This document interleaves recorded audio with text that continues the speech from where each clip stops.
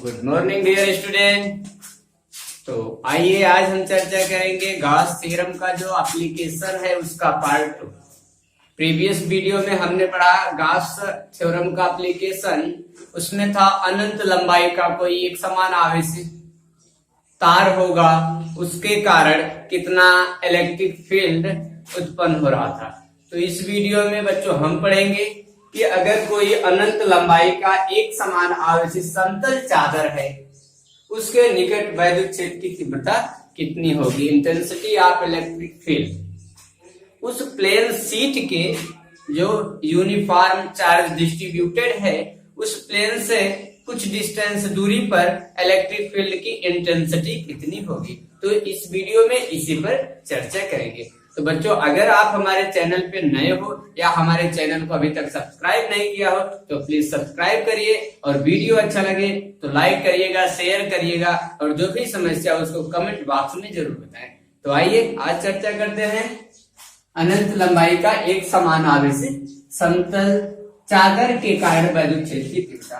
कार्य का मतलब बच्चों ये है कि एक समतल चादर है, कैसा है, एक समान आवेशित है, मतलब उस पर चार्ज सभी जगह एक समान रूप से फैला हुआ है, और कितनी लंबाई का है, अनंत लंबाई का है, उसके कारण कितना इलेक्ट्रिक फील्ड उत्पन्न हो रहा है।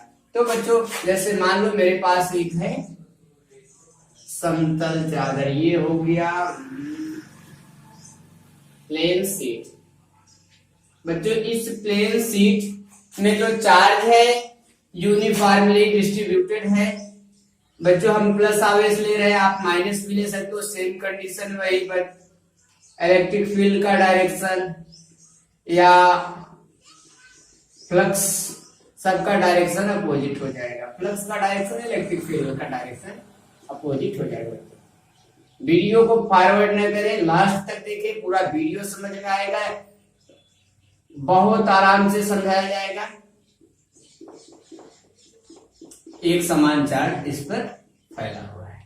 अब आपको क्या फाइंड करना है, इससे x डिस्टेंस दूरी पर कितना, x डिस्टेंस मान लिया जाए बच्चों, r डिस्टेंस, a डिस्टेंस, कुछ भी आप मान सकते हैं। इससे x डिस्टेंस दूरी पर एक बिंदु P है, इस पर इलेक्ट्रिक फील्ड कितना है, वैद्युत क्षेत्र कितना उत्पन्न हो रहा है। तो बच्चों, अगर हमको इस बिंदु पर या इस आवेशित समतल चादर, इसकी लंबाई बच्चों कितना है, इनफाइनाइट है, इनफाइनाइट लेंथ का शीट है, आपका प्लेन है। अगर इसके कारण, इस प्लेट के कारण इस P बिंदु पर वैद्युत क्षेत्र की तीव्रता ज्ञात करना है बच्चों, तो हम क्या करते थे, उस बिंदु से होकर जाने वाला एक गॉसियन पृष्ठ बनाते थे, यही गॉस थ्योरम बोलता है। तो बच्चों, अगर इस बिंदु से होकर जाने वाला एक गॉसियन पृष्ठ खींचा जाए, बच्चों हम बताए थे प्रीवियस वीडियो में कि जो भी आपका गॉसियन पृष्ठ होगा अर्थात बंद पृष्ठ खींचा जाएगा, हाइपोथेटिकल एक शेप खींचा जाएगा, काल्पनिक भाग खींचा जाएगा, वो कैसा होना चाहिए बच्चों, सिमेट्रिक होना चाहिए। तो बच्चों, अगर ये x डिस्टेंस इधर इलेक्ट्रिक फील्ड है, तो मान लीजिए यहां से भी ये x डिस्टेंस है, दूरी पर एक बिंदु मान लीजिए यहाँ पे P' है, वही डिस्टेंस है, तो जो यहाँ पर इलेक्ट्रिक फील्ड होगा वही इलेक्ट्रिक फील्ड इस बिंदु पर भी होगा। बच्चों, अगर हम कहें इलेक्ट्रिक फील्ड का डायरेक्शन किधर होगा, तो कैसा आवेश इस पर, एक प्लेट पर धन आवेश, और धन आवेश के कारण जो इलेक्ट्रिक फील्ड होता है बच्चों क्या होता है, वो बाहर की तरफ होता है। तो वैद्युत क्षेत्र का डायरेक्शन ही हो गया, वैद्युत क्षेत्र का डायरेक्शन ही हो गया, उतना ही होगा, क्योंकि डिस्टेंस हम क्या लिए बच्चों, सेम लिए है। अच्छा, अगर यहां से हम एक गॉसियन पृष्ठ बनाए, तो गॉसियन पृष्ठ कुछ इस आकार का होगा, यूनिफॉर्मली, अर्थात हम कह सकते हैं सिमेट्रिक हो। बच्चों, गॉसियन पृष्ठ के लिए इसको आपके टीचर से इस पर सहारा लेना पड़ता है, या अभी हम बताएंगे, समझाने का प्रयास करेंगे, क्यों देंगे कि ऐसा क्यों हो रहा है।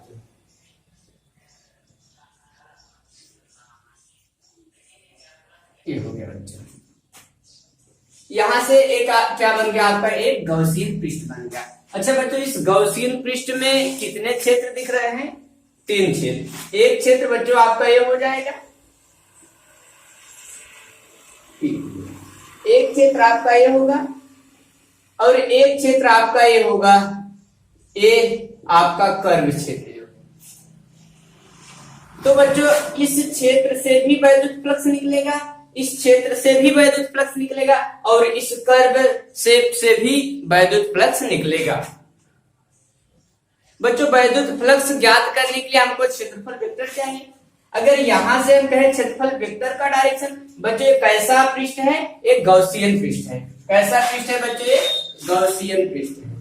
और बच्चों आपको बताया गया कि जो गौसियन पृष्ठ होता है वो क्या होता है? एक काल्पनिक पृष्ठ होता है, इसको स्वयं बनाया जाता है, काल्पनिक पृष्ठ होता है। कैसा होता है? 3D होता है बच्चों, 3D डायमेंशन का होता है, एक बंद पृष्ठ। बच्चों 3D डायमेंशन का जो क्षेत्रफल वेक्टर होता है वो क्या होता है? हमेशा उस पृष्ठ से लंबवत और बाहर की तरफ होता है। तो यहां से बच्चों जो क्षेत्रफल वेक्टर का डायरेक्शन होगा इधर होगा, इस पृष्ठ से बाहर होगी और क्या उस पृष्ठ के परपेंडिकुलर। यहां से क्या हो गया? इसके कारण। और बच्चों मान लो ये जो आपका इसका एरिया है इसको हमने माना है ए, रेडियस और रेडियस की चर्चा हम नहीं करेंगे, एरिया क्या है बच्चों? तो यहां से इस पृष्ठ का एरिया वेक्टर क्या हुआ? DA। इस पृष्ठ का भी एरिया वेक्टर क्या होगा बच्चों? DA इधर की तरफ होगा। बच्चों एक चीज ध्यान दो, यहां से थीटा की वैल्यू क्या आएगी? थीटा की वैल्यू मतलब क्षेत्रफल वेक्टर और वैद्युत क्षेत्र के बीच बना हुआ, दोनों का डायरेक्शन बच्चों क्या है? सेम है। अगर डायरेक्शन सेम है अर्थात theta is equal to 0 Celsius, इसी तरह इधर भी बच्चों theta is equal to 0 Celsius. अगर बच्चों हम इस कर्व शेप की बात करें तो यहां से इसका क्षेत्रफल वेक्टर क्या होगा बच्चों? ए होगा, DA का डायरेक्शन और इलेक्ट्रिक फील्ड का डायरेक्शन ये रहा, अर्थात इसके बीच बनने वाला कोण कितने अंश का है? थीटा इज इक्वल टू कितने अंश का है? 90 डिग्री का बना। आप यहां ले लीजिए, सिमेट्री दिखाना। तो इस पृष्ठ को हमने माना पहला पृष्ठ, इसको दूसरा पृष्ठ और इसको तीसरा पृष्ठ। अगर हम कहें कि इस प्लेन शीट के कारण कितना इलेक्ट्रिक फील्ड उत्पन्न हो, बच्चों थोड़ा ध्यान दो, ये इनफाइनाइट लेंथ का है तो इसमें कितना चार्ज है ये तो मालूम नहीं है, तो हम मानेंगे कि इसके प्रति एकांक क्षेत्रफल पर उपस्थित जो आवेश है उसको हम कहेंगे सिग्मा। क्या कहेंगे बच्चों? Sigma. Sigma is equal to होता है Q/A। Q/A सिग्मा है क्या बच्चों? ये है प्रति एकांक क्षेत्रफल पर उपस्थित आवेश की मात्रा। बच्चों प्रीवियस वीडियो में हम लेमडा लिए थे, प्रति एकांक लंबाई। केवल क्यों लिए थे? क्योंकि उसमें केवल लेंथ था, इसमें लेंथ भी होगा बच्चों और ब्रीथ भी होगा। सो ये क्या हुआ? प्रति एकांक क्षेत्रफल पर कितना आवेश है। अगर बच्चों कहा जाए कि हम कितने आवेश की बात करें, इस गौसियन पृष्ठ के अंदर जो आवेश इसी पे तो चर्चा किया जा रहा है। बच्चों अगर एकांक लंबाई पर सिग्मा आवेश है तो जितना पूरे पृष्ठ के कारण हमको निकालना होगा 2 मीटर लंबाई पर तो 2 सिग्मा, 3 मीटर पे 3 सिग्मा, इस तरीके से पूरे पृष्ठ पे हम ज्ञात कर सकते हैं। अगर बच्चों इसकी डिफिनेशन हुआ तो यही हो जाएगा, प्रति एकांक क्षेत्रफल पर उपस्थित आवेश की मात्रा को क्या बोलते हैं? इसका नाम हो जाएगा आवेश पृष्ठ घनत्व बोलते हैं, आवेश पृष्ठ घनत्व। तो बच्चों अगर इन तीनों ए पृष्ठ और इस बंद पृष्ठ के कारण कितना इलेक्ट्रिक फील्ड उत्पन्न हो रहा है या कितना फ्लक्स निकल रहा है, फाई टोटल की चर्चा हम कर रहे हैं बच्चों। तो यहां से हो जाएगा, इसको मान लीजिए E1 plus E2 plus E3, तो हो जाएगा बच्चों फाई टोटल मतलब कुल कितना हो रहा है इज इक्वल टू E1 का मान बच्चों यहां से हो जाएगा, क्या होता है? सर्कुलर समाकलन EA cos 0 अंश बच्चों जीरो अंश होगा। यहां से हो जाएगा, आप डीए भी बच्चों लिख सकते हो, ई डीए कॉस जीरो अंश प्लस ई टू का भी मान होगा सर्कुलर समाकलन ई डीए कोण कितने अंश का बच्चों, जीरो अंश का, कॉस जीरो अंश प्लस सर्कुलर समाकलन ई डीए और कॉस कितने अंश बच्चों, इस कर्व पृष्ठ के कारण 90 डिग्री का एंगल है।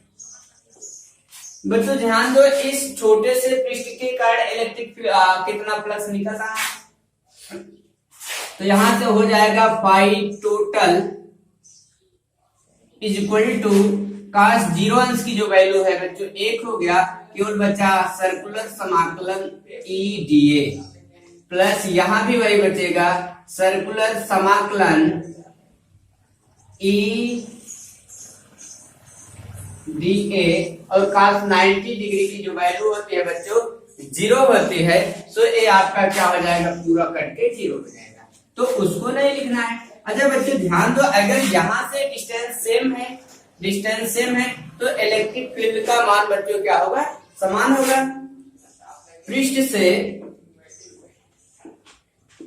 बिंदु तक की जो दूरी है समान है,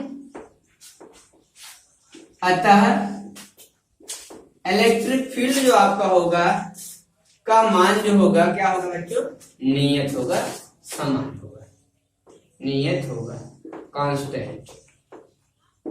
तो बच्चों अगर यहां से ई कांस्टेंट उसको बाहर करो तो हो जाएगा फाई टोटल कितना फ्लक्स निकल रहा है, ई बाहर हुआ close integration D A plus E बाहर हुआ क्योंकि कांस्टेंट है क्लोज इंटीग्रेशन डी। मतलब अगर इस छोटे से पृष्ठ का एरिया वेक्टर डीए है, अगर छोटे छोटे छोटे छोटे कई डीए को जोड़ दिया जाए तो इस पूरे एरिया का क्षेत्रफल वेक्टर हो जाएगा और इस पूरे एरिया का जो क्षेत्रफल है कितना माना गया बच्चों, ठीक, तो हो जाएगा फाई टोटल इक्वल टू ई ए, उसी तरह ये भी हो जाएगा ई ए। बच्चों डी8 का अगर हम समाकलन करेंगे तो पूरा एरिया हो जाएगा 8। यहां से phi total is equal to आ जाएगा 2EA। बच्चों ध्यान दो, गाउस थ्योरम क्या बोला कि किसी बंद पृष्ठ से गुजरने वाला जो वैद्युत फ्लक्स होता है फाई इक्वल टू क्या होता है, Q इनसाइड। बच्चों उस पृष्ठ के अंदर कितना आवेश है बटे epsilon naught is equal to क्या 2EA। बच्चों इस पृष्ठ के अंदर कितना आवेश है, पर एरिया पर कितना आवेश है, सिग्मा। यहां से हो जाएगा, अगर हम मान निकाले बच्चों Q का मान Q इंटू क्या, Q बराबर क्या हो जाएगा, सिग्मा इंटू ए हो जाएगा। बच्चों ध्यान दो, अगर यहाँ से Q की वैल्यू फाइंड की जाए तो क्या हो जाएगा, सिग्मा इंटू ए। तो यहाँ से Q का मान है, यहाँ रख सकते हैं, क्या आ गया बच्चों, सिग्मा इंटू ए अपान कितना, epsilon not equal to 2EA। तो ए से कट जाएगा। आपको फाइंड करना है इलेक्ट्रिक फील्ड। अगर यहाँ से ई बराबर करेंगे, दो का क्रॉस मल्टीप्लाइकेशन हो जाएगा, ई बराबर आ जाएगा सिग्मा अपान 2 एप्सिलॉन नॉट। ये आपका फार्मूला। बच्चों इसमें ई क्या है, ई वैद्युत क्षेत्र की तीव्रता है, वैद्युत क्षेत्र की तीव्रता। सिग्मा क्या है बच्चों, प्रति एकांक क्षेत्रफल पर उपस्थित आवेश की मात्रा। आवेश, ठीक। ई एप्सिलॉन जीरो क्या है, निर्वात की विद्युत क्षेत्रफल। तो बच्चों ध्यान देना, अगर कोई बंद पृष्ठ है या क्या था, इनफाइनाइट लेंथ का एक समान आवेश से ज्यादा था, इससे x डिस्टेंस दूरी पर कितना इलेक्ट्रिक फील्ड उत्पन्न हो रहा है, तो x डिस्टेंस दूरी पर क्या कितना इलेक्ट्रिक फील्ड उत्पन्न होगा, E बराबर सिग्मा अपान 2 एप्सिलॉन जीरो। कब, जब इनफाइनाइट लेंथ का होगा, यूनिफॉर्म चार्ज डिस्ट्रीब्यूटेड होगा तब, ठीक ना। इसके लिए हमको सबसे पहले क्या करना होगा बच्चों, सबसे पहले हम ये गॉसियन पृष्ठ बनाएंगे। इस गॉसियन पृष्ठ के जितने पृष्ठ होंगे उससे गुजरने वाला फ्लक्स फाइंड करेंगे और फ्लक्स का जो मान होता है गॉस थ्योरम से उसको रख करके हल कर दिया जाएगा, आ जाएगा आपका आंसर। तो बच्चों आज के इस वीडियो में बस इतना ही। वीडियो अच्छा लगे तो प्लीज लाइक करिए, सब्सक्राइब करिए, शेयर करिए और कमेंट करना ना भूलिए।